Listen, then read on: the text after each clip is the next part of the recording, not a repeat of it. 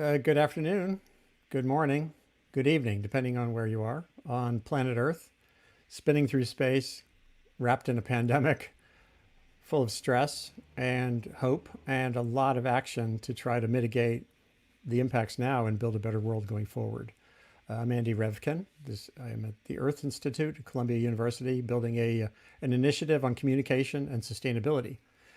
Essentially, my goal in life is to make information matter. I did that mostly as a journalist for 35 years, writing some books and teaching, and now it's mostly driving conversations. I feel connecting people, getting ideas circulating that are isolated. That's kind of what I do. And a lot of attention right now is focused on schooling, learning, teaching, and how to do so in a world that's complicated, in a science environment that's still got big questions. You know, when you're in the middle of an ongoing experiment, it's hard to have adequate data sometimes to make clear decisions. And that's why today we're going to pull together for you a teacher, a student, and two of the world's leading scientists looking at the bigger patterns and what's going on with this virus, SARS-CoV-2, and the pandemic that in the United States particularly remains largely unabated. There's some just depends on where you are. And the variability around the country, of course, is enormous, both cultural in terms of the state of the outbreak, and that makes this a tough thing. Getting 50 states to do something effectively is challenging these days. So we're going to start today. I see Jeff Shaman from Columbia's Earth Institute and Mailman School of Public Health is here in the green room, but we also have, you can see on camera right now, our Todd Brown, who was a middle school teacher and now is the civic engagement director for Sarasota Military Academy in Sarasota, Florida. There's a middle school and a high school. And you're going to learn about some fantastic innovations that he got into their curriculum early on that led to technology, an app to role play a pandemic. This is before COVID-19. And Grace Wagler is a rising senior. Great to have you here, Grace, who has been involved in some of those drills and is, of course, at the school this fall. And the question on the floor here is, how do we proceed with as much safety as possible in a landscape of persistent uncertainty in some data, deep clarity in other data, and a variegated landscape across the country? So let me also introduce Jeff, who's right here. Jeff, how are you doing? I'm doing fine. Thank you for having me, Andy. Pleasure being here. Great to be with you. And it's fun to connect you with a student and a teacher who have been involved in some pretty innovative stuff. I'm going to walk through a couple of things initially, and then we'll get into the deeper discussion. And Pardis Sabeti from Harvard will be joining us about 40 minutes in. And also around halfway through, I'm hoping, I have a link up online in Twitter, at twitter.com, Revkin, at Revkin. So if you're a teacher or an educator or a student or a parent and you want to kind of join the conversation, offer a brief question, you can come on physically, I mean face-to-face, digitally, and or you can also post comments the more traditional way on the wherever you're watching. So it was so interesting for me to learn about your work there at SMA. So here back on December 5th, and I tweeted yesterday remarking on the timing. You had already been since 2016 having a sort of pandemic preparedness as part of the curriculum. And then from 2018, with some help from scientists like Pardis, you were building a learning experience, a scenario-based learning experience around an epidemic. And December 5th, if I have my dates right, and maybe Jeff can calibrate, you know, this is when the virus wasn't yet fully, it wasn't known really to the wider world yet at all, that this virus was already circulating in Wuhan, soon to jump around the world in many ways. And you were doing this drill there, which is remarkable to look at. And I'll just show a couple of the pictures. So maybe, Todd, can you start a little bit describing that evolution from having a curriculum around pandemic to an app to active drills like this? Yeah, sure. First off, obviously, thank you very much for having us here. It's exciting to be able to explain in a big audience, kind of what we've created and why. We started this in 2015. The 14-15 Ebola outbreak was prevalent in the media. Had a lot of students coming into classes. I taught civics at the time in 7th grade, that were they were interested. They were also fearful. They were a little paranoid. They were confused. And I was teaching a government unit at the time. So what we did was we integrated what was happening in West Africa into our government unit here currently in the United States. So we started answering these questions and started thinking about the governance side of a pandemic or an outbreak epidemic. Who answers to who has the power to do what, how do these things get financed and things like that. And we quickly learned that the students were very engaged in learning this, because even though it didn't affect them personally, they felt it may at some point. And then we wanted to elevate the experience into, again, an experiential learning simulation, because it's one thing to learn something direct or through didactic teaching, but it's another thing to actually model the behavior that you're supposed to do and use the information that you've learned. So we actually were simulating, we simulated an Ebola outbreak itself on campus with about 200 students. And we had broken the groups into epidemiologists, triage, government, military. We had a body team, and then we had a media team covering the whole thing. Initially, because of it's very antiquated now, and looking back, it's kind of funny, but we use sticker. We use a sticker-based system in which people were called up initially to spread it by touch, and then exponentially increase over waves. That was fun. Kids got a lot out of it. We got a lot out of it, actually, looking at human behavior when there's a pathogen that's circulating, even if it's not a real pathogen. But we wanted to elevate it. So what we did was Dr. Andreas Kalubri, Dr. Pardis Sabeti, and myself, we co-invented the first app of its kind that spreads a pathogen via Bluetooth over devices. So now we can create or simulate an airborne pathogen moving around the campus. So that really elevated what we were trying to do from an experience side. And then from there, it's evolved into, we can look at transmission chains, we can look at, we could do GPS tracking and look at movement patterns. We built in an economic model, so you have a situation in which you have to sustain what you're doing as a daily activity while there's an outbreak going on. So we're really looking at, not only from the medical science standpoint, we're really also looking at the human behavior standpoint and what decisions and how we react or don't react affects the overall outcome.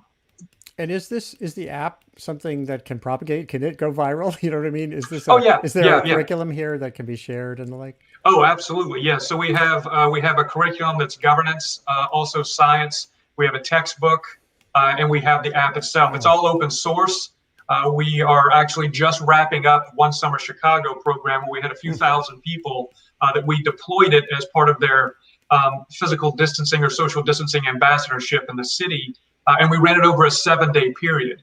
Wow. So we can collect some very interesting information in real time and provide them with who's infected, who's infecting who, what the outcomes are, and things of that nature. So absolutely, it's available. It's a free program because we're fortunate enough to have, we have financial backing from the Moore Foundation and other foundations. So it's something that we want to get out in schools as much as possible. What's the simplest way for people to find it online? Is there to go to our website? It's o2.education. Oh, good. I'll show that in a second. Yeah. And then just email us through there. And then we can build things. We can build it and set the parameters, time, transmissibility, mortality, the number of people. We can do all that for you, and then we can deploy it whenever you're ready. Now, you have a background, your PhD actually is in, as you were saying to me earlier, computational sociology. Mm-hmm. That's obviously shaped how you think as a teacher too. This, I gravitate to people who, when they see interesting circumstances and stresses, they kind of dive in and find how it fits their larger goals. So was that uniquely part of how you were able to sort of move into an outbreak learning experience? Yeah, I was a terrible student. I was one of those just terrible kids. So I always try to look at, when I was teaching, what can I do to engage the students as much as possible, and what kind of outcome can we create that's actionable and not just spitting out answers on a test, something that you can grab a hold of and actually do yourself. to elevate what you've learned and then to put it into action. So I like to do a lot of that type of those types of activities. And this, because it was so prevalent in the media in 14-15 with Ebola, I mean, it was a natural fit, especially when we have students that were so engaged already and kind of bringing information, whether it was correct or not, into the classroom. It was a great start to jump in. And so, Grace, what was it like as a student to have something in your curriculum related to this, as opposed to just, okay, I'm studying math today and now English and now XYZ and now I'm in a pandemic? Well, I would say that it was definitely a breath of fresh air, I would say. I mean, not only was it very informational and educational for us, it was also, it made it a lot more real. I mean, at that time, the first time I ever experienced the outbreak simulation, it wasn't as real of a threat, like in my mind, but now looking back, obviously it has become a lot more real. And Yeah. I would just say that kind of curriculum just really helps people to have an actual understanding of what's going on instead of just reading something in a textbook and memorizing it or knowing that information. And so, what was it like in January for you, Grace? January, February, as this news started to build that there was something weird happening on the planet. I discussed this with my parents. I told them I was like, wow, this is literally how the outbreak simulation went. I was explaining how all the different like misinformation and all that. I was like, this is literally how it worked for us. It was crazy, it was chaotic, and it was just very odd to see how a group of middle schoolers in a simulation ended up being how basically the entire world reacted to something. And yeah, So in other words, oh, by the way, were you then nudging your parents to say, to take it seriously? Hey, these headlines are real deal. This is something I tried. you tried. Yeah, there's a lot of resistance sometimes to that. Because it must, you had a special awareness of what's unfolding, kind of like a journalist like Don McNeil at the New York Times, who's been writing about pandemics forever, and Laurie Garrett, and who wrote the book The Coming Plague in 1995. So for her, there's that same sense of, oh my God, this is the train leaving the tracks. And the same thing, I think, goes for epidemiologists like Jeff Shaman, who's here now. So Jeff, what do you think of this? Had you heard about this particular curriculum before or things like it? And how does it feel from the standpoint of an epidemiologist dug in on the numbers? Well, I think it's fantastic. I think it's a fantastic way of delivering information in a personal, immediate, and impactful way to students. I give you, I've seen a few other things like simulators. I've seen games that we play when we do outreach, but something like this that's immersive, that has all the students participating in the different roles that would be there, involved in an actual pandemic, I think it's the best thing to do. To stop everything and have them conduct activities over a range of days is just phenomenal. Just to give you some reference, the CDC 2 years ago had a pandemic flu simulation in their own environment at the CDC, and I was one of the few people who was invited, academics, to witness what they were doing. They had 400 personnel stop everything, and they did exactly what you described, Todd. They had they dealt with needle shortages. There were days 40, 41, 42 of a real outbreak in real time with certain projections, a limited knowledge. They didn't have a vaccine. They were trying to figure out how to balance it versus a normal flu vaccine at the time. They had dealings with other shortages. They had communications. They had mock press conferences with a really vicious mock press corps that asked different questions from very different angles each day.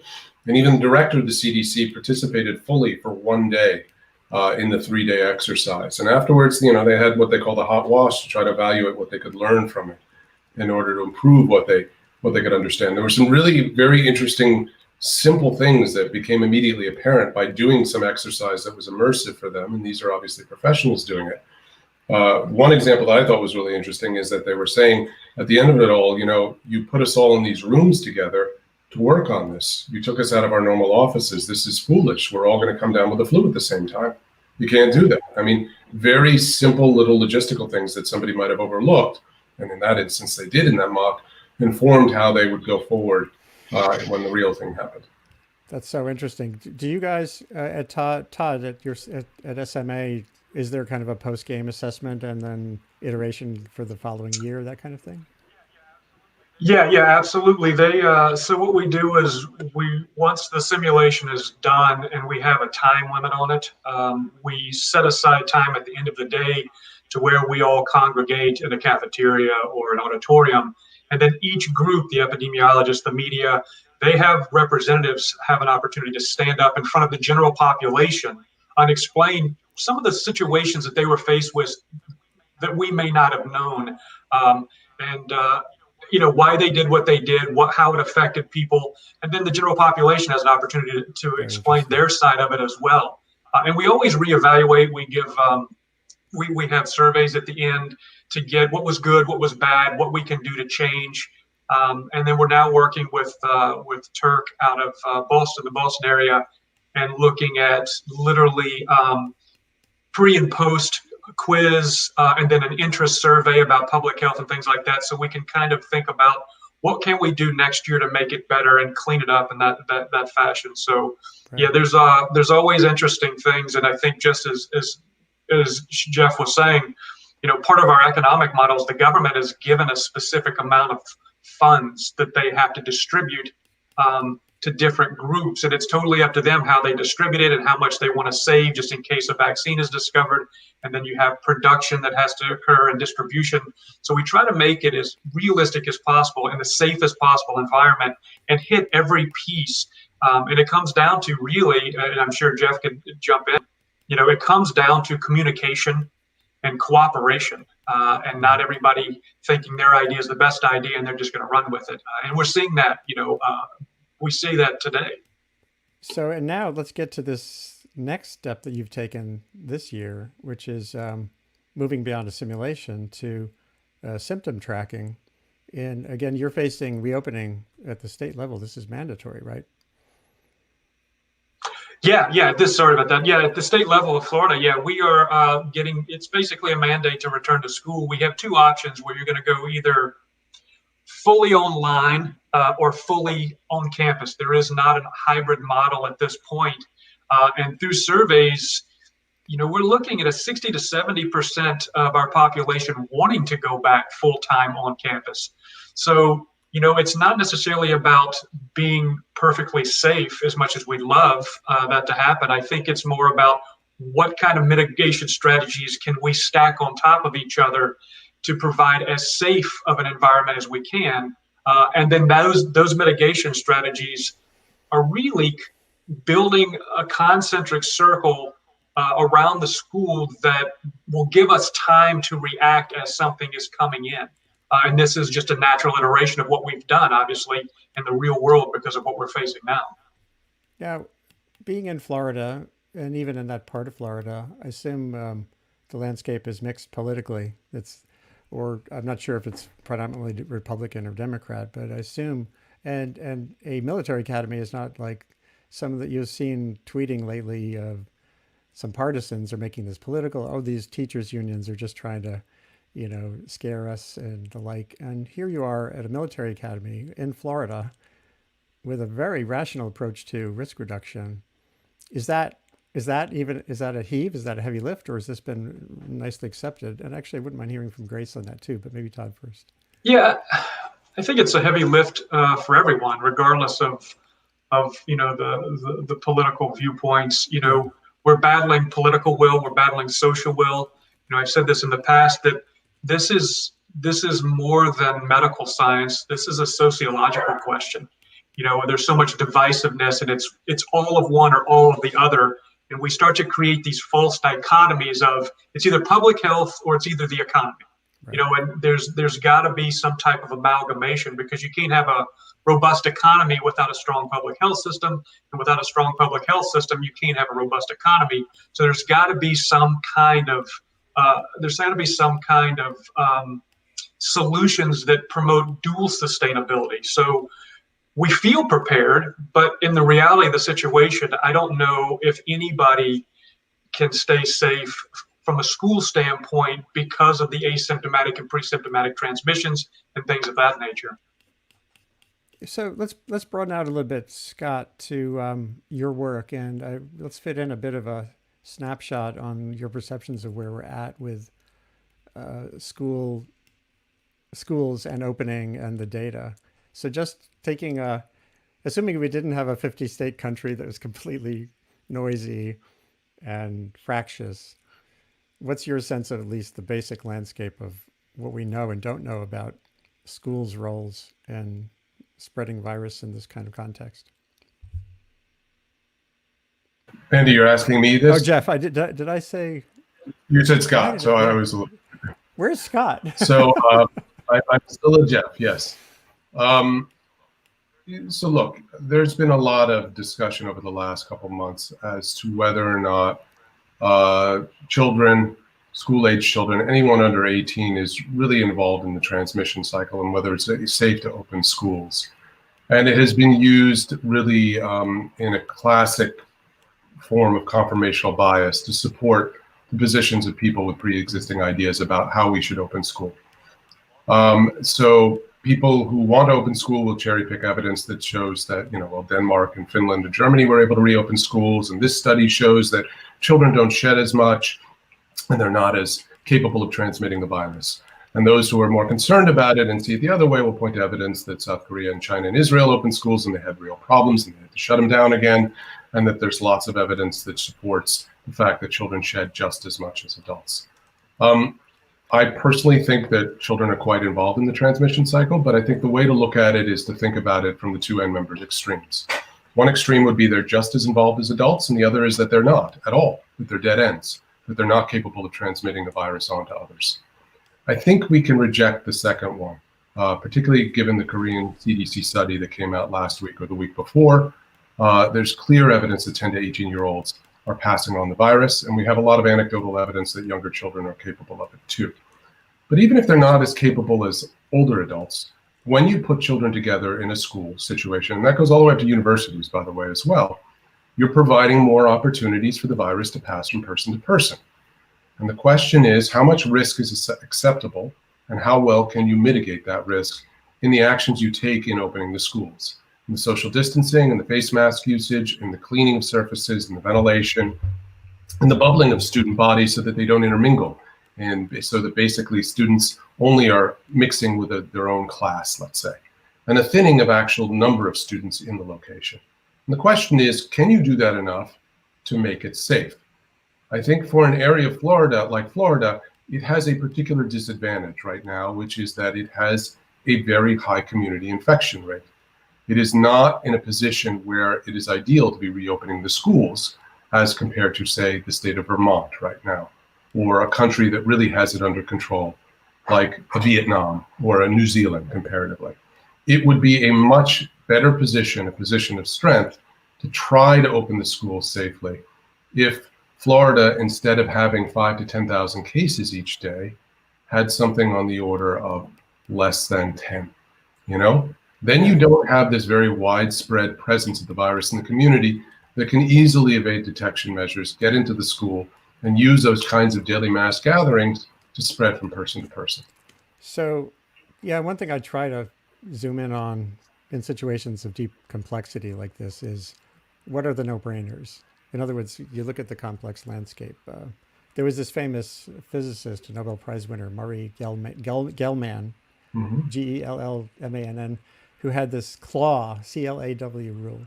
Take a close look at the whole, meaning look at the whole picture.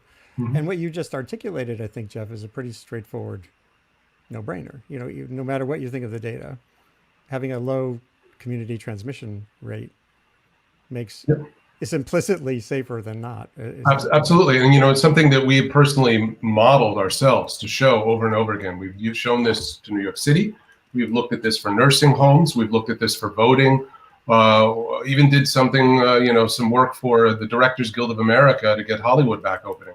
That if you're going to conduct your business, be it a school or a workplace, you need to really consider the environment in which you're doing that. And the greater the prevalence of the virus is and the more transmissible it is, because there's a community or not as well, those are two factors that are actually readily measurable, or at least estimable, that can actually tell you whether it is riskier to actually go about the business of opening your workplace or your school. Right. So how does that feel? I mean, Todd, in terms of preparing, I guess August 31st, you're starting, right? And you have your app, which will be great. What's the general vibe there? Not just in the school, in your school, even in the community, or people like. Yeah, and I've said this repeatedly when I talk to different people. The app isn't the magic bullet by any means. There isn't anything that you can do. If there was one thing that we could do to eliminate everything, even though we have some social issues, we probably have it done by now. I don't know. But these ideas, again, of trying to stack different mitigation strategies on top of each other, I don't think there's anybody out there, including people here today, that don't think we need to go back to school. Right. But, like Jeff was saying, your need to do something shouldn't overwhelm common sense. And if we look at the larger picture and what we're dealing with situationally, it doesn't really make any sense to do what we're doing. It's a shame that a lot of times decision makers are, when we talk about schools, the ones that have the money and the ones that have the power to decide generally are further from the classroom than the ones that really are affected.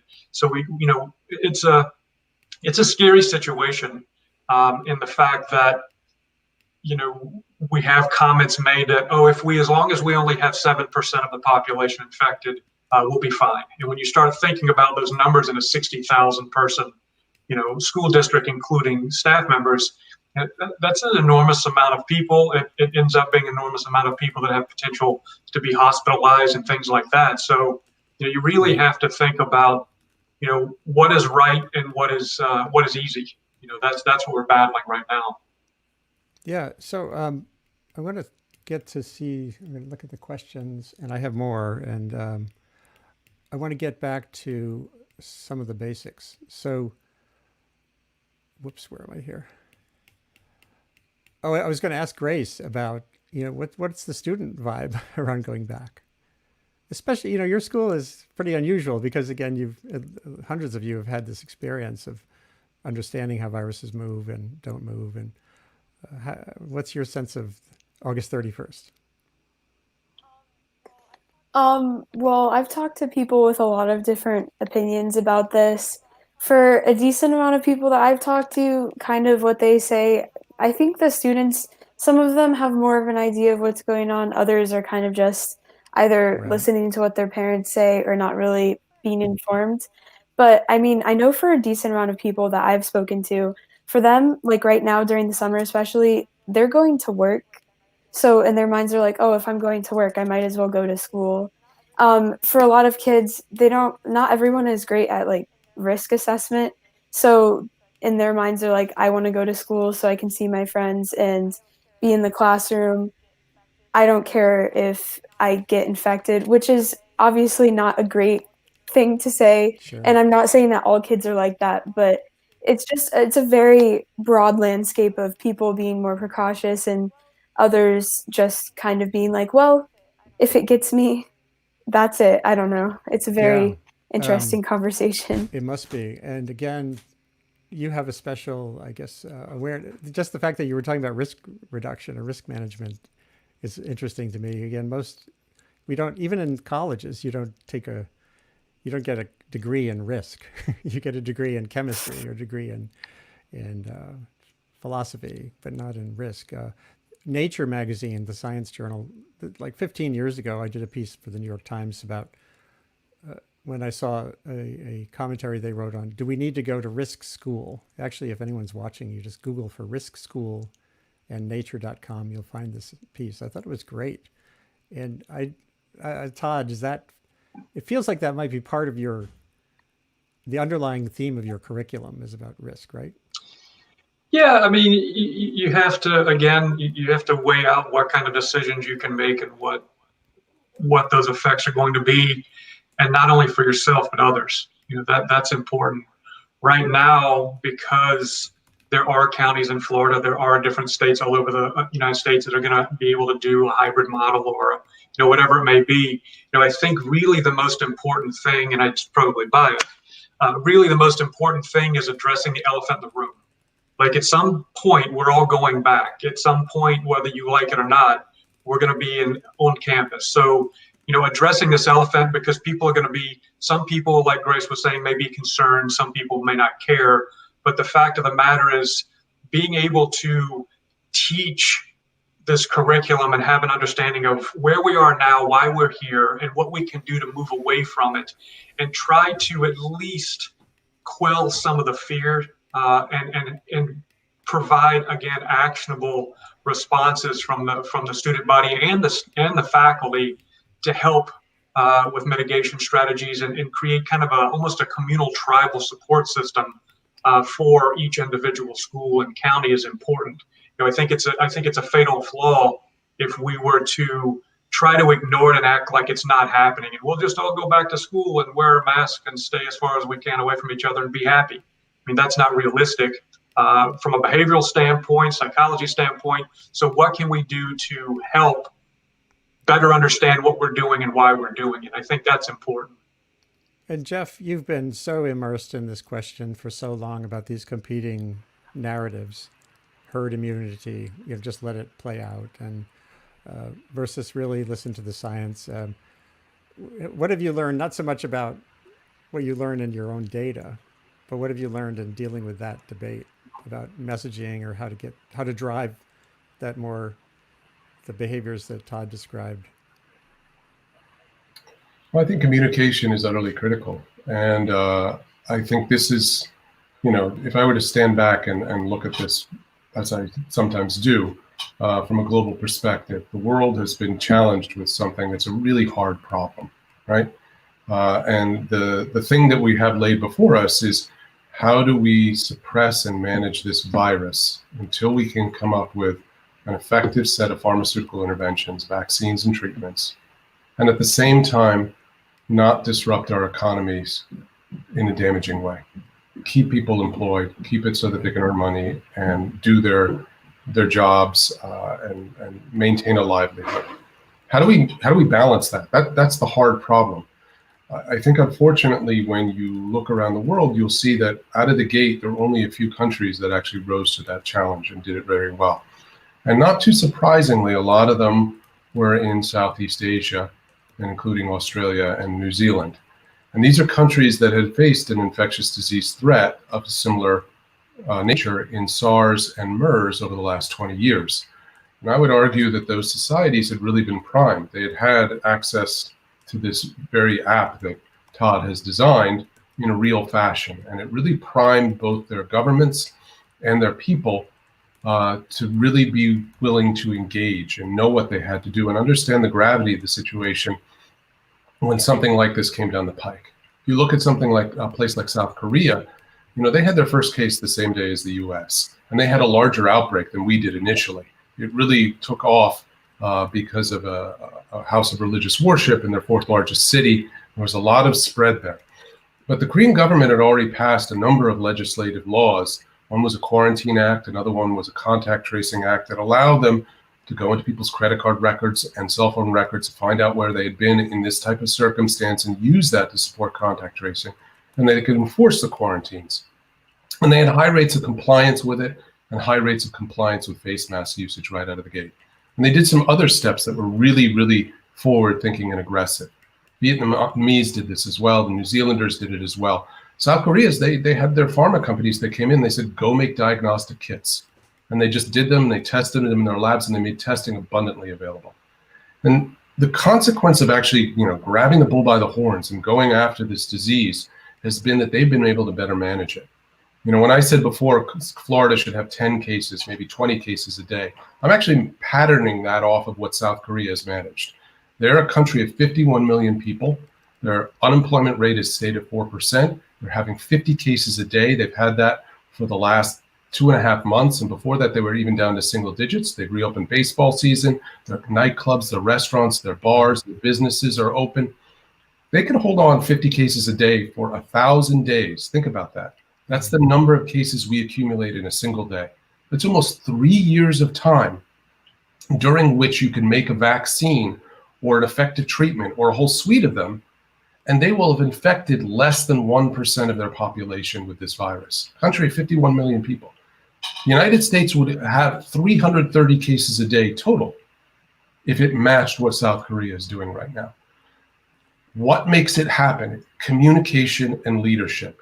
Clear communication, understanding the evidence basis, understanding that the whole picture is going to change, that you're going to have to say that you made mistakes along the way, and that new evidence is coming. We understand it differently than we did before. And also really managing expectations. And that's critical here. So Florida reopened schools, as they've said, where you can only be virtual or you can only be all in person. You can't do a hybrid model. And schools, some of them open in person. They have to be ready to shut it down and recognize that it may be flaring up in their face. Yeah. That's really critical. And it's critical that you put that out there so that you manage expectations. The same way you manage expectations that we're in this for the long haul right now. We have to wear masks for a considerable length of time. We have to social distance. We can't go back to our old way of life and go to restaurants and bars like what happened from Memorial Day through July 4th that resulted in the huge rebounds across the Sun Belt. Yeah. That's a communication issue. For Grace's generation, that's including, I have a 22-year-old son, and my other son is pushing 30, so he's already an adult. But for the 22-year-old who just graduated from college, and for your generation just getting ready for college and for life, this is a pretty amazing moment. It must be hard to grapple with that, especially when you look at your parents' generation and our generation and see how easy we had it and how lax we have been in terms of getting honest about the deep risks that can create these kinds of global disruptions. I don't know whether, is there something in your experience that you had in the pandemic preparation or in understanding risk better, Grace, and part of your education? Is that making you more adaptable and more creative going forward? Do you understand the system better, you think? Or do you still feel kind of like, oh my God, we're doomed? I would say probably the most valuable thing that I got out of the outbreak simulation was the fact that just having that different perspective of kind of realizing, oh, this is probably why these people that know what they're talking about are telling me to do these things. Maybe I should listen, instead of immediately going for stop taking away my rights. This is bad. And I mean, obviously, both of those things, you have to find a balance that you're willing to make with that. But I think, at least for me, even in discussions with like different family members and friends, when you've been on the other side, even if it's just in a simulation, you see the other side. Like the first year that we did it, I was a part of the government. So I kind of had the idea of how we were trying to get funding for everyone. We were trying to make sure we found a vaccine, but didn't have like the civilians rioting and everything. You just have an idea of that it's not all just one thing. And obviously everyone, when they read a news article about the virus or something, are like, oh, schools are reopening. All they're really worried about is themselves for the most part. And in a situation like this, you can't just be worried about yourself. And I think for people, that's the hardest thing that they're going to have to do. And the idea for a lot of people that they might have to make sacrifices to actually get somewhere is something they don't want to think about. So very interesting. Very powerful perspective. I'm really glad you're part of this conversation today. The best conversations on this platform so far have been with students. Not that I don't greatly appreciate the insights of Todd Brown and Jeff Shaman here. And in a few minutes, Pardis will be with us as well. I'm going to see if there's any other questions. Radhika Iyengar, who's at Columbia University in the Center for Sustainable Development, has a question here. So is the solution going to be local and communities should organize their support to school? I guess that kind of gets at, to some extent, that feels like it's about your app, Todd. What can communities do at the local scale to be effective? Yeah, I mean, I think it kind of ties into what Jeff was saying with the East Asia countries and how different countries have handled situations because they've dealt with it in the past to some degree. We in the United States look at things like this, from what I understand. We look at it as a low probability, high impact situation that this would come about. And with that mindset, it becomes more reactive than proactive, that we'll deal with it when it comes. And as we're saying now, dealing with it when it comes, you're already behind the 8 ball. Whereas other people in other countries, again, have dealt with it in the past. They understand it maybe better. I don't know if I can say that or not. But from a civic standpoint or a civil standpoint, individuality, they definitely get it. And to answer the question to some degree, I mean, regardless of what is happening from a leadership standpoint, we all have the ability to do what's right. We all have the ability to go, you know what, this is what science is reporting. And people have this misconception. Suddenly, we have this misconception that science is a yes or no instead of a what we know and what we need to find out. So anytime it changes, people have this tendency to go, well, science is wrong.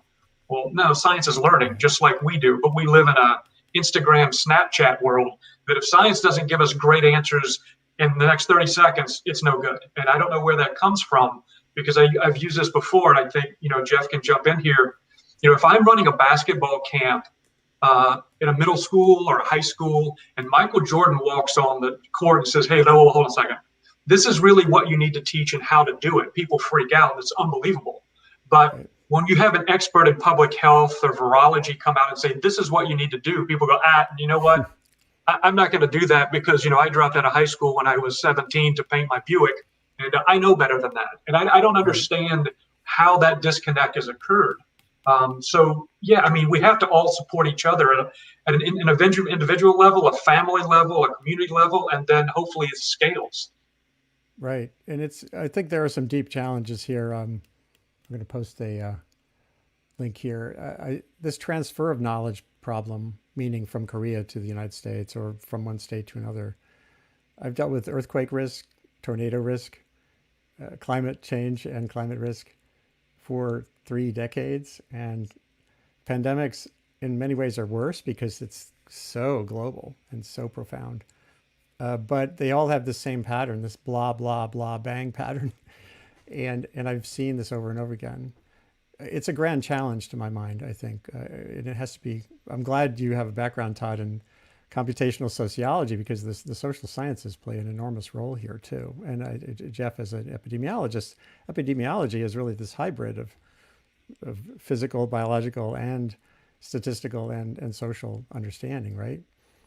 Behavior, as Kirk Smith, he just passed away recently, a great environmental health scientist, used to say, you have to have the public part of public health. Public health can't happen without public, and that makes it different than some other things. Pardis will be with us in a moment. I want to show a slide here of, go back to Twitter, which I'm using as kind of a slide deck, to talk about solutions. The last 15 minutes here, we're going to focus on where do we go from here. And obviously, to me, one step for sure is maximizing awareness of your Operation Outbreak curriculum. And also, I think the tool, the Scout, feels like it's got a lot of potential, not just as a practical tool, but as a learning tool. There are other schools and other institutions pushing outdoor learning. And this is an old tradition, even in Europe, in rainy countries. The kindergartens have often been outside. And here in the United States, there's a big push toward outdoor learning, which has been amplified, obviously, by where we're at. That can be a challenge in areas that are really hot or areas that are really cold. But I don't know what else has come to mind. All of you, Jeff, Grace, Todd, you've all talked to a lot of people about the issues here. What else has been on the menu? So obviously, there's things you can do in the class. There's practical steps in a school. Someone was saying teachers need to put on like a full body protection, which feels unrealistic. So what else comes to mind? Maybe Jeff, what have you been hearing lately, given the reality that? The reality is that there aren't too many radical solutions that I've heard of. I mean, some of the things that are really might be important is really to find ways to thin out the number of students in a given classroom and to prevent their intermixing between small groups of students who And that's problematic when you get to the older ages because they tend to reassort. They go to one teacher for math, another for English, another for history, etc. And as they're doing it, they tend to mix into different groups as they're going along. One other proposal that's been out there is that, well, why don't we actually make the older kids virtual and the younger kids in person? And that might free up some building space and allow us to use the older children's buildings to teach the younger children in smaller groups. There's still enormous logistical problems associated with that, though, because you actually have to move them to. The facilities aren't designed to have second graders, 7-year-olds in one facility that's designed where the bathrooms are designed for high school students, for instance. And, you still have the problem of where the teacher's going to be. The teachers still need to teach and be in one place and teaching in one place. So I think these are very, very challenging issues. I'm sure Todd has spoken about these or thought about them at length because he's on the front lines of doing this type of thing. But these are the conversations that I've been having when I've interacted with New York City's Department of Education a bit, Mayor's Office a bit, and the Department of Mental Health and Hygiene. Right. And I see Pardis is here now, so I'm going to bring her into the discussion too. It's great that she can fit in being part of this discussion. Hi. So Pardis, is it Sabeti or Sabeti? Sabeti. Or it's actually Sabeti is the way you pronounce it. But, Sabeti. Yeah. From Harvard and kind of MIT, Broad Institute. You've been immersed in the infectious disease genomic approach, dealing with Ebola, so many other people, like Jeff, you've thrown yourself into this nonstop question of this pandemic, being immersed in an experiment. And you also, but I want to know, how did you connect with Sarasota Military Academy down in Sarasota? And Todd and you, could you just describe how you became part of that curriculum, essentially? And I also, by the way, there's a teacher from Massachusetts who's popped in for a quick question too. She'll come on in a couple minutes. Great. Todd sent me an email. I mean, that's how the world works. Todd sent me an email. It was a compelling email. He was introducing me to his daughter, who is super compelling. And I just, he touched my heart. Sienna's my hero. She really is. She's amazing. So started that way, and conversation started going to another conversation, and before we know it, we're in this 5-year journey together. It's been a wild ride and one of the most rewarding things I've been part of. And when you think about the rewards, how distinctive or how important to the value of this has been that it's at a military academy in Florida, as opposed to, a private school in Berkeley? I think it's really special. So Florida is my sort of home state. It's my kind of adopted home state where I grew up. So that's special for me. It is also, a large majority of the kids are disadvantaged, and they get support. It's a charter school. It's a really special charter school. So I think more than anything else, to me, it's just all the kids are just really inspiring on what they're doing, and the fact that they're doing this military training as well. Todd is just one of those teachers that is a hero. It's the kind of teacher every one of us wishes we had when we were in school, and can change the trajectory of a lot of their lives. So I think from all that perspective, I think it's amazing. Of course, that said, all students need a chance. And I think that's why we're so invested in education, is that private school in Berkeley. There's a lot of challenges those kids have too. And so we're trying to create a model that could be rolled out anywhere. But it is special, yeah. The model, both O2.education, the Operation Outbreak, and Scout is an initial iteration of a contact tracing and symptom reporting. Now, there's other things like that. There's Flu Near You, but I like that it's sort of a localizable platform. Maybe Todd, can you talk about how that partnership with Pardis and her team, the other guy whose name I'm forgetting right now, how that played out, and the mix of the co-production of this? How does that work? I was just explaining this to somebody else the other day, how weird the world works. My wife came home with a magazine, a Time magazine that Dr. Sabeti was in, and I was reading it to my daughter, Sienna, and she was like, "Oh, Dr. Sabeti sounds so cool." Of all the people in the entire magazine, and I reached out to her actually for an autograph for my daughter, and then here we are. It's so strange and surreal. But, from there, I think it's really important to show what kind of person Dr. Sabeti is and the people she surrounds herself with. It could very easily have not been an answered email or a, hey, thanks, but I'm busy kind of thing. But, being able to recognize the need and where we're coming from and where we need to go is hugely important. And this collaboration, started again by a magazine and email, then it went to stickers, and then we were fortunate enough at our school to have an administration and a group of people that we surround ourselves with that understood the importance of thinking out of the box and doing things to engage students. So we were allowed to do some pretty wild stuff. And then obviously, Dr. Sabeti can take it from here. We've just continued to grow and then now had this extension into the real world of a pandemic because we're faced with that situation. Right. I'm going to bring in Kim Young, who is a teacher I reached out to because I had her on a broadcast a few weeks ago in another totally different context. Kim, how are you doing? Doing well. Staying warm in Boston. Right out of the storm. We had it here in Hudson Valley pretty badly.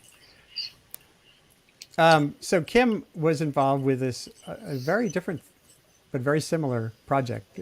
Actually, Earthrise.education, another education domain, where a guy we both know, Dan Hammer, created a portal where students can examine data, satellite images of the Amazon rainforest, and look for evidence of gold mining in Indian territory.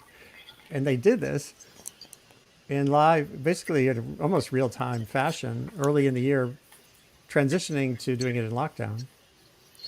And it created content that Reuters did a story on this Amazon invasion, gold miners invading Amazon Indian territory. And that it's another great example of student engaged learning and doing.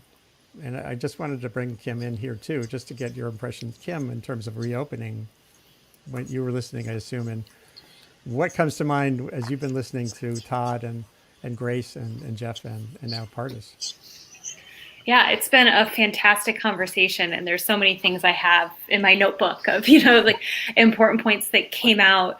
But I think one of the core things that struck me was the way in which addressing a current event using effective pedagogy has allowed Grace to articulate and think about global issues in a very different way than if a student had been delivered the content in a different sort of lesson plan, and how important those skills are and how they're needed as we talk about returning to schools. Schools, at least in the East Coast, have never closed, but we're going to be returning and we need to figure out the best way for that to happen. And I'm just wondering what some of your thoughts are about how, what we really saw with the Yanomami curriculum is that students were engaged both in person and then when they went to hybrid learning. So Rachel may join us.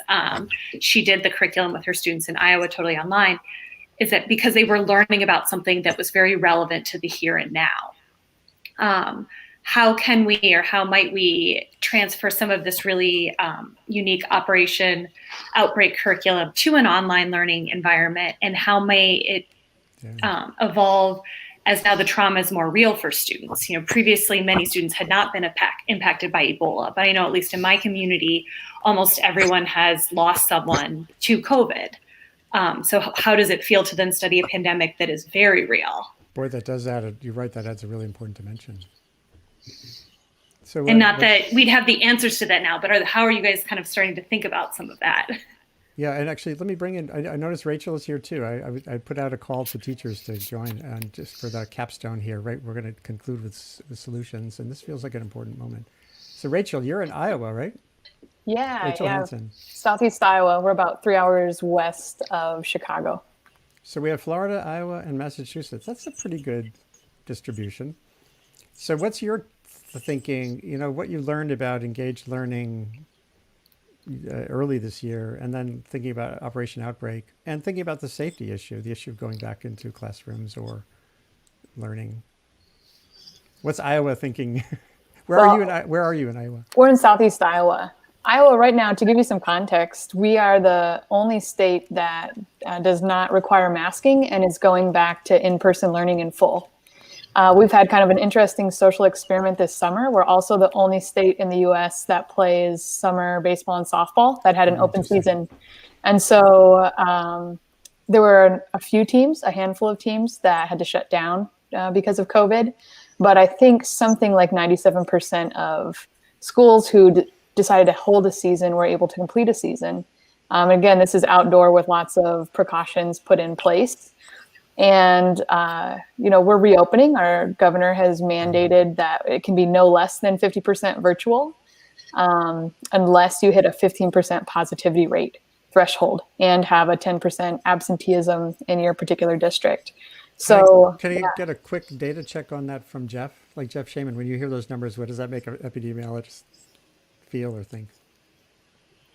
It's hard to evaluate that on the fly. I got to be modest. I really, it depends on what's there. You said less than 50% or more than, you can't have more than 50% virtual. 50% is our threshold. So, right. So you can't have more. Okay. Okay. Sorry, Rachel, back to you. No. So right now we're looking at this transition of, particularly for our district, going back in a hybrid where students kind of follow on an A-B block. And we're simultaneously juggling offering virtual instruction to those families who opt for it. So I think trying to mesh all these different modes of learning and mediums of learning into one cohesive experience is going to be really important, because at some point, like you've said, our hope is that students are back in a classroom. And at some point, we'll hit that moment, and we want everyone to be able to enter the classroom on relatively level playing fields, but we know that they come from really disparate backgrounds. So how do we do that? And how do we meet students where we are, I think, is our real challenge. Like Kim said, it's, I think, important work to engage students in those questions and in offering solutions. I'm actually really curious, Grace, with the projects that you were all involved with, whether, and to what extent that you think played a role in, I think, kind of the psychology and sociology of mask wearing and even social distancing, if you feel like that might have an impact on students or schools for this upcoming year. I would say, kind of how I mentioned before, definitely I think people that have experienced this even more just with the outbreak simulation, at least in my opinion, for me at least, I'm a lot more willing to listen to the people that I believe know what they're talking about, because for me, I think that's kind of the theme. I don't want to say the theme of like my generation, but I feel like we're, for the most part, more willing to look at it, like try to open our minds and try to help other people instead of just being worried about ourselves. So like for me, I've talked to a lot of people, like not everyone's following the social distancing or the mask rules. Like I work, it's a little questionable at times with what's going on, like with social distancing and masks. Like I work in a kitchen, you can't really stay 6 feet apart. But it's just very interesting to see coming into this actual pandemic with previous pandemic experience through the outbreak simulation has just, I would say, really, it's just given me a perspective that I think for a lot of people, they weren't fortunate enough to have before it actually came to being real life for them. Todd about what do you do with Operation Pandemic if you have to go to a virtual learning experience, because so much of that was the tangible experience of role playing a doctor or a soldier or. Yeah, so it's funny you bring it up, because we actually just are wrapping that up in Chicago. So what we've done is we've adopted everything to an online platform that's modular. So from the learning standpoint, you've got synchronous versus asynchronous. We're doing a little bit of both from the student standpoint. As far as the app itself, we can deploy it from anywhere, and we can customize pop-up quizzes that affect your health scores and things like that remotely. One of the suggestions and what we've done in the past is that the students or school can download the app and can run the simulation within their own household, so they can watch how a pathogen would spread within their own household. So that's an opportunity there. The next thing we're looking at from another iteration standpoint is, because of what we're dealing with, creating a type of virtual world, if you want to look at it like a Minecraft standpoint, to where people can congregate and still run the same parameters and simulation within this virtual world to get a better understanding of how things would work while staying apart from everyone else and not congregating in large groups. So, those are some of the things that we we have done and we're continuing to work towards. Yeah, the gamification thing, I think it's really in the early stages. One of my sons works in that arena out in LA, and I see the potential there is huge. Jeff Shaman, I think you have to go. And by the way, Pardis or anybody else, if you have to leave, seeing as we're at 2:00, please do. But I want to thank you so much for being here. Jeff, if you had a very quick parting go forth lesson, what did you learn here that you think we can work on together or in other ways going forward? Well, I think the educational aspect of this is going to be a tough nut to crack, and that we have to be very, very vigilant for rebounds and flare-ups. We are providing more opportunities when we have in-person teaching for the transmission of the virus, particularly as we move into the winter and we spend more time indoors. So we have to keep that in mind. But what I learned is that there's this fantastic app out there that's doing exactly what I would hope to provide students and anyone, anywhere, some experience in understanding what it is that we're thinking about and what are the complexities that are involved in it. I just love the fact that you have people brokered out into public health officials, victims, as it were, government officials, people who are moving bodies, as it were, just so you could see all the aspects that are coming into play that are reflective of the real jobs and obligations that come about with this and the decisions that have to be brought about. So I think it's wonderful. I'm really thrilled to hear about it, Todd, and Pardis. Great that you could be here. Does anyone else have to drop off? Because I can see us going for another few minutes if that's okay with folks. Just let me know. I'm going to sign off. Thank Jeff, you. Great. Thank you. Lots to work on. I'd like to go a few more minutes if you can. Pardis, you're working on so many things. I don't know how you are able to do that. Plus, you're a musician, and I'm serious about getting you on one of our Still my shows. pajamas, Andy. That's how we do it. Yeah. I haven't showered. That's how we save time. No, me too. Anyone else? Just kidding. So on the education front, and I saw you also did a curriculum. You did a series for Annenberg Learning, or Learner, which I thought was pretty cool on data literacy. In the chat, in the comments, I posted Carl Bergstrom and Jevin West have this curriculum online. It's an open curriculum. It uses, it's calling bull, SHIT. Oh, nice. And it's unbelievably useful. I'll just say it, callingbullshit.org. And it's an incredible open learning tool for data literacy.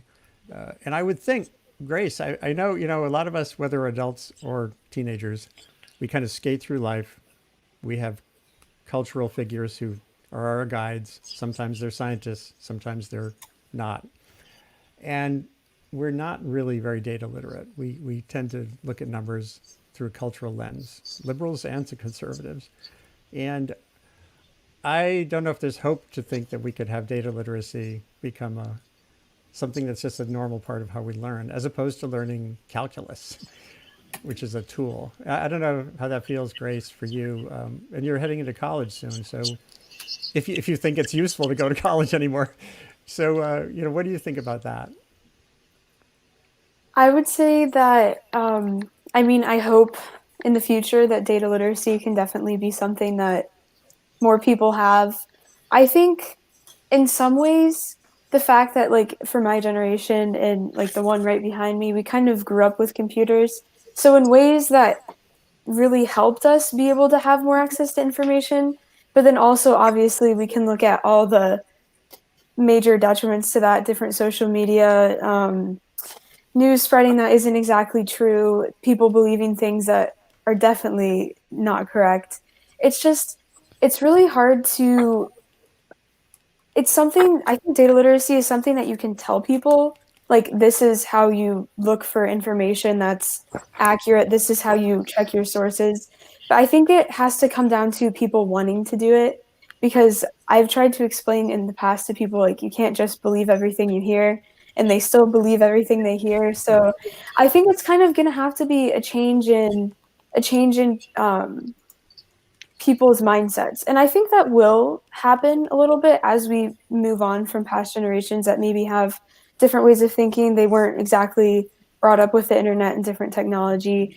And it's just really going to take all of us working together to look for the best information and not just I mean, I think it's more all about just being willing and open to understanding that you might not always be right, and that you have to use some common sense when you're thinking and using information. So, Wow. I, I don't think it's articulatable better than that. That was really so clear cut. And I wish you well going forward, both in this school year and in life going forward. thank you. Todd, I want to hear from the teachers, and then Pardis, maybe you can close things out. So Todd, what's your next step here? And let's say in the context of maximizing the applicability of what you've learned and developed these past few years. Yeah, I mean, at this point, we're looking to roll this out to as many schools as possible. Obviously, it's, we're living in an age that people now have their eyes open to the importance of what we're attempting to do. And, we're looking for as many partners and people willing to integrate this into the curriculum, whether it's online, whether it's in person, or a combination, because this isn't going away. And I don't mean this pandemic. We have a practice every year with the flu season. So it's important to think that this isn't, this doesn't operate just within the confines of COVID. It works with any type of outbreak, whether it's localized or epidemic, pandemic, all over the world all the time. And people talk about, wow, you were really ahead of the curve. You've been doing this for 6 years and now but the fact of the matter is we see these flare-ups all over the world every day, every year. So it's not something that we were ahead of. It was something that we felt that there was a need to address. So we're looking for partners. We're looking for people to, be open enough, like Grace was saying, to integrate this type of teaching and curriculum and actionable responses for students. So that's what we're looking at this point. That's great. So Kim and then Rachel, from your standpoint, we were already talking about how do we maximize the use of Earthrise.education and your experience so that students who are still on screen, what you learned how to sift data, NASA data and satellite data, you were doing successfully in person in the classroom and on screen. But a lot of teachers are still facing an autumn here that's so problematic. So thinking about both of these things, these two tools, these two methods, what can we all do? There's NSTA, there's teachers associations, there's loose networks of educators. What comes to mind as the next step? If I did another one of these webcasts to follow up, who would be on the call who is in here now? Well, I think at the very least, it's just having teachers know that people are talking about these things, because so much is happening currently about which needs to happen. The conversation has to be triaged. We need to start with safety and then talk about access and equity, and then we can talk about how to be effective. Right. And I think as teachers, it could then feel very overwhelming if you feel like you actually can get past the safety. You can find a safe way to do things. But to know that people are experimenting with pedagogy and different innovations. So I think that's just even having teachers know that these things are happening. It's not the most important conversation at this moment, but that it's going to be ready right. when it is. So let me think a little bit more about safety's number one. Right. We can't talk about how to be effective educators until everyone's safe. And it's a really hard emotional piece to say, no, we got to slow down and just talk about safety. Right. And Rachel in Southeastern Iowa. Yeah, I'll echo that. I think what's been a deficit in our curriculum models up until this point has been social emotional learning and valuing students and their unique positionalities in their communities as actually like worthy and valuable sources of information that are valid. And I think any way that we can center their voice, their experience, their creativity in our classrooms, especially this year, is going to be essential and important. First, making sure that they can show up whole in the classroom, that they can bring their whole self, all of their experiences with them, and feel like they can contribute in a meaningful and safe way. But I think another piece of this that we can tap into is this idea of place-based education, that there are things about our communities that are rich in history and culture and incredible learning experiences that students can explore. I know for me, I'm trying to think, on my days where students are out, they're not in my room, they're at home, and I'm still at school teaching the other half of their comrades who are in my classroom. Like, what could I possibly give them to do that's meaningful, but is also going to connect them with their community and expand their ability to think critically?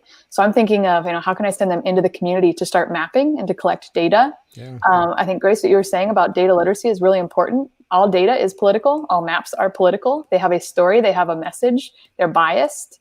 And I think allowing students to collect that information and then decide how to tell those stories is one way that we can empower them to have a bit of control over those narratives. God, you stumbled into another session we did here just a week ago on map making as storytelling. Yeah. Using StoryMap, from Esri. So and you've identified 2 or 3 people I already can think of to be in that next conversation. I'm thinking, I want to just, jump in with one thing. I mean, I think some work that's already been happening around home stories and slow journalism, the work of the online curriculum that related to Paul Salopek's walk, in terms of it's already set up to work in any kind of educational model and to do local investigations. Yeah, Paul is a double Pulitzer Prize winning journalist who, with the National Geographic support, has been walking around the world, essentially. It is slow journalism. There's a lot of teachers who have pulled that into how to put that in the classroom that I think could be great resources. And at Columbia, one last quick thing. I'll do it. We have to do another session because I don't want to hold you here longer. And Pardis, you have the final word. But Seamus Khan, the chairman of sociology at Columbia the last few years, he's just moving to back to being a professor. When the lockdown was happening in March, he jumped online and created a course in how to be an ethnographer for middle school students. Just what you were talking about, Rachel, how to record the world around you at this momentous point in history in ways that can be transferred through time going forward. Fantastic. And he did it in a matter of days with some other professors and other teachers. So my colleagues at Teachers College, I'll talk to them too. Pardis, last word from you, and thank you so much for your time, knowing how valuable it is and how much work you're doing. Oh, well, thank you. No, it's my pleasure to be here. I actually, kind of bringing it back to your original question to me of how did this happen between Todd and I, and how did we start working together? I have to say that just talking to high school or to teachers in general, high school, middle school, beyond, it's so refreshing. I find you all so intelligent. And I think that's the thing that's really remarkable is just listening to you guys talk. It's just, you're to be a high school teacher, you're like, the sort of good teachers or again, high school or middle school or beyond. It's somebody who's just always learning, always engaged, thinking about, I find you so much more conscious and open-minded. And so for me, coming back to like why this is so awesome and so wonderful to participate is just that curiosity that you're out in the world and you're asking these questions and you're engaging your students in different ways. So I think that's why I think it's so such a unique opportunity right now to engage with these terrific teachers and students around the world and say, how do we solve this problem together? Because I think a lot of the best ideas are going to come from you. So thank you for just letting me listen to you for a little bit. And thank you for all you do. Honestly, just no hyperbole here. I'm completely inspired. Thank you, Andy, for having me here. It's my honor too, at every level for everyone here. Let me just do the quick closing blurb. Sustain What, which is what this has been the last hour or so, is a global online conversation identifying solutions to the complicated, shape-shifting, and epic challenges of humanity's great acceleration. That's the last 50 years. And now this great pause that this virus has enforced on us through our own inaction. A prime focus is making sense of and getting the most out of the world's fast-forward information environment. It's the one feature of the Earth system that's changing faster than the actual environment. This webcast is produced as part of my work building Columbia University's Earth Institute initiative on communication and sustainability. How do we make information matter? It's kind of my daily question. And connections, how do we make those matter? As soon as we're done, share the link that you've been watching on with friends in circles far and wide. There's lots here to share and to build on. We will be doing more sessions on this theme. Get in touch with ideas. Look at that little scrolling bar at the bottom to find me. And thank you all for being here today, particularly my guests in person and Pardis, hopefully someday in one of our music sessions. Great. Thank you, everyone. and have a good day. Stay as sane as you can and stay safe. And Grace, particular thanks to you, and good luck.